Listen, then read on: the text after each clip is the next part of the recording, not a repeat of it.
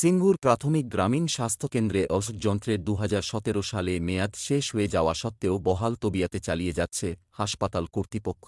খবর পেয়ে হাসপাতালে ছুটে আসে বিজেপি হুগলি লোকসভার প্রার্থী লকেট চ্যাটার্জি হাসপাতালে। সেই সময় উপস্থিত ছিলেন না হাসপাতালেরই ইনচার্জ।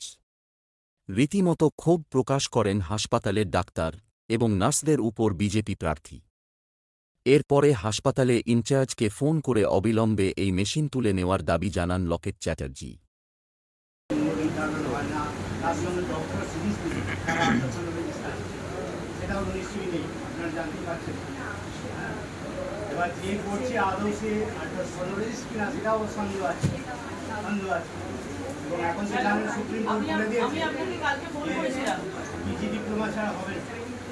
বলছি এখানে যে আমি যারা আছে এখানে যে ইউএসজি মেশিন আছে সেটা 2017 এক্সপায়ার করেছে।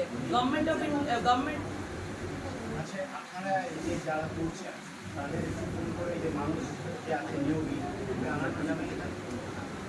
সিল করবে না। এখন আপনারা এখন সিল করার জন্য এনারা বলছেন এখন সিল করার জন্য প্রপোজাল দিয়েছে, মানে 2017 থেকে বলছে এখন সিল করার জন্য প্রপোজাল দিয়েছে। আপনারা তো প্রত্যেকের অ্যারেস্ট হওয়া উচিত। না, এটা তো ফার্স্ট হচ্ছে একদম মানে পুলিশ কেস হবে। আপনাদের তো পুলিশ কেস করব। কোর্ট কেস কি আপনারা বন্ধ করেননি কেন? আপনারা কোর্ট কেস না কোর্ট কেস যদি ওরা বলছে চলছে তাহলে কেন বন্ধ হয়নি? কেন বন্ধ হয়নি? আপনারা করেন আছেন মান্না, তাদের কাছে টাকা পৌঁছে গেছে। বেচারাম মান্না তাদের কাছে মন্ত্রী টাকা পৌঁছে যাচ্ছে, চলো তুমি পুরোনো মেশিন দিয়ে চলো। আমাদের কি আছে? আমরা 1000 টাকা দিচ্ছি লক্ষ্মীর ভান্ডারকে, সবকে মানে একটা ভুল মেশিন দিয়েই এদেরকে করিয়ে দেওয়া। ভুল রিপোর্ট দিচ্ছে, 250 টাকা নিচ্ছে। এটা কি পিপিই মডেলে চলছিল? পিপিই মডেলে চলছিল।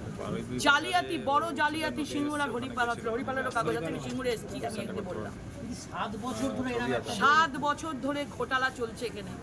200 থেকে 300 টাকা নেওয়া হয়, ফেক রিপোর্ট দেওয়া হয়, মেশিনটা কাজই করে না। 2017 কোনো লাইসেন্স ডাক্তার ছাড়া হয় রিপোর্ট। ডাক্তাররা বলছে মায়েদেরকে নিয়ে সর্বনাশ করা হয়েছে। ভাবুন কতটা ফেক। একজন মহিলা মুখ্যমন্ত্রী, মায়ের জাত, একদিকে লক্ষ্মীর ভান্ডার আর একদিকে আলট্রাসোনোগ্রাফির মেশিন এক্সপায়ার করে গেছে গ্রামীণ হসপিটালগুলোতে, সেগুলোতে চিকিৎসা চলছে। গর্ভাবস্থায় তো গর্ভাবস্থায় প্রচুর মহিলা আসেন, সেক্ষেত্রে তারা কতটা নিরাপদ? নিরাপদ নেই, সর্বনাশ করে দিয়েছে। আমি বলেছি আজকের মধ্যে, রাতের মধ্যে লাগাতে হবে। ইউএসজি বন্ধ আছে, আজকের মধ্যে যদি না লাগায় সব এখানে এসে বসবে, সব কটাকে তুলে নিয়ে যাওয়া হবে। দিদি থানায় অভিযোগ জানাবেন? হ্যাঁ নিশ্চয়ই জানাবো। দিদি বারুইপুর বাজারে যে উচ্ছেদের নোটিশ আসছে সেটা নিয়ে